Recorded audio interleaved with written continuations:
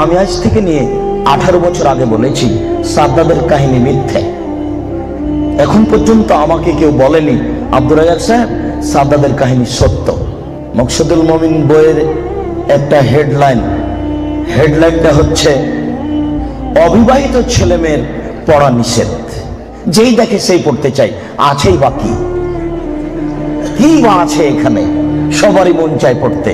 দেখা যাচ্ছে লেখা আছে ভরা পেটে স্ত্রী মিলন হলে সন্তান ভ্যাংচা হয়, সফরের পূর্বে স্ত্রী মিলন ঘটলে ছেলে টেরা হয়, চন্দ্রগ্রহণে সূর্যগ্রহণে স্ত্রী মিলন হলে ছেলে কানা হয়। এইভাবে কথাগুলি লেখা আছে। মহান আল্লাহ বলেন নিসাউকুম হারসুল লাকুম ফাতু হারসাকুম আন্না শি'তুম।